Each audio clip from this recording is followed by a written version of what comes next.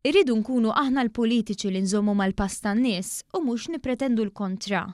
Dan il-messaġġ tal-Prim Ministru Joseph Muscat fl-Lisbona, meta flimkien ma' Mexxej Ewropej oħra indirizza l-Kungress tal-Partit Soċjalista Ewropew bit-tema ġusta, ħilsa, sostenibbli l-Ewropa progressiva li rridu. We progressives were always about change and not against it.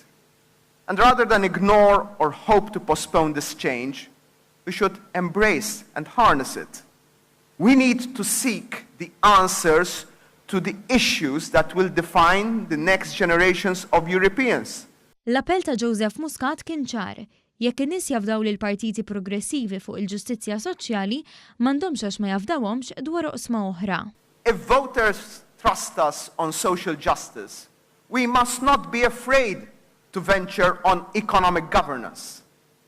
If people agree with us on human rights, we must speak to them about security and crime too.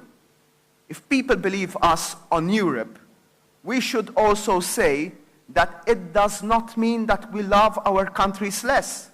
Actually, it means we want our country to be stronger because it is walking with others and not going on our own that we are stronger. Joseph Muscat spjega li hemm modelli progressivi li jistgħu jaħdmu. Dan sakemm ikunu lesti li joħolqu jipprovokaw b'sistemi ġodda ta' politika. U hawnhekk semma l-bidliet li ġab pajjiżna fl-aħħar snin. We embarked on a project of social justice and economic empowerment, one that did not fear espousing a model of growth, which works for those that are most disadvantaged. Tkellem dwar it-tkabbir ekonomiku rekord ta' Malta, l-ikbar fl-Unjoni Ewropea.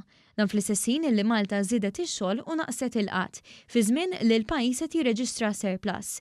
Spjega kif Malta mlet dan billi kienet innovattiva. Because sensible policies, economic growth and fiscal responsibility do stand together side by side. So a fiscal surplus with no austerity is run by socialists. Fl-istessin li l-pajjiż kienet inaqqas il-faqar, Malta leġislat favur aktar drittijiet ċivili. U pajjiżna mhux jaqaf jagħmel dan f'Malta biss imma qed imexxi alleanzi Ewropej. It is this kind of progressive politics, of unity, of equality, of fairness, of sustainability that Europe needs. It is only progressive forces joined together that can move such initiatives for our citizens. There is indeed scope for progressive social democratic policies in Europe if we manage to reclaim the banner of change and take over the politics of disruption. Bħala parti minn dan il-Kungress, il-Partit Soċjalista Ewropew iddikjara lil Viċi President tal-Kummissjoni Ewropea Frans Timmermans bħala l-kandidat ewlieni għal kariga ta' President tal-Kummissjoni Ewropea sena d-dieħla.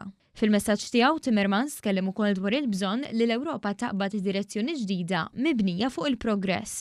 Messaġġ li kellhom ukoll lill-Prim Ministru ta' Spanja u tal-Portugal li flimkien ma' Timmermans u Muscat ġabu fit-tmiem dan il-Kungress ta' jumejn fl-Lisbona.